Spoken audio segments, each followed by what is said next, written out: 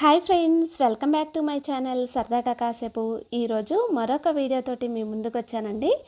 చాలా టేస్టీగా, ఎమ్మీగా, అలాగే సింపుల్గా, ఇంకా ఈజీగా ఎలాగ చేసుకోవాలి వంకాయ కర్రీ అనేసి ఈరోజు మనం చూద్దాము. ఇలా చేశారంటే చాలా బాగుంటుందండి టేస్ట్. అలాగే వితిన్ 10 మినిట్స్లో చక్కగా మనకు వంకాయ కర్రీ రెడీ అయిపోతుంది. ఇంకా ఇది వేడి వేడి అన్నంలోకి, అలాగే చపాతీలోకి కూడా చాలా బాగుంటుందండి.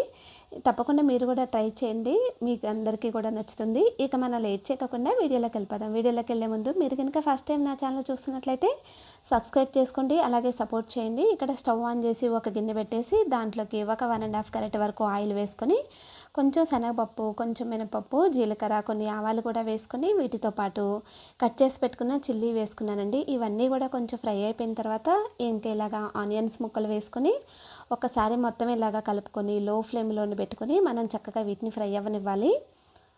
ఇవి ఫ్రై అవుతున్నప్పుడు దీంట్లోకి కొంచెం కరివేపాకు కూడా వేసానండి. వేసుకొని మళ్ళీ ఒకసారి కూడా కలిపేసుకొని, ఇంకా ఇక్కడ నేను ముందుగానే వంకాయ ముక్కల్ని కట్ చేసి పెట్టుకున్నాను. కట్ చేసి సాల్ట్ వాటర్లో వేసుకొని ఉంచుకున్నానండి.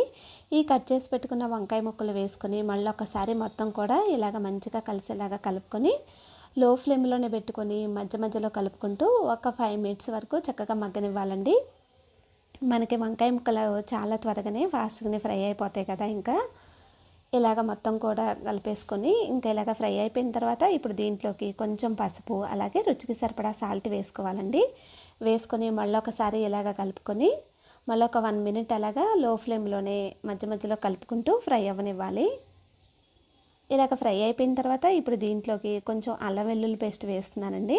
వేసుకొని మళ్ళీ ఒకసారి మొత్తం కూడా కలుపుకొని ఇంకా దీంట్లోకి రుచికి సరిపడా కారం వేస్తున్నాను. కారం వేసుకొని మళ్ళీ ఒకసారి కలుపుకున్న తర్వాత ఇంకా ఇక్కడ నేను ఒక 1/2 గ్లాస్ వరకు కాచి చల్లార్చిన పాలు తీసుకుంటున్నానండి.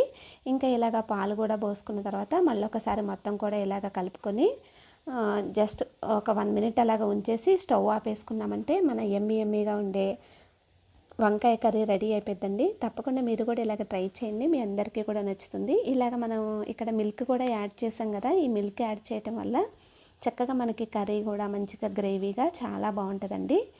ఇక ఈ వీడియో మీకు నచ్చిందని అనుకుంటున్నాను. ఈ వీడియో నచ్చినట్టయితే ఒక లైక్ చేయండి. Thanks for watching.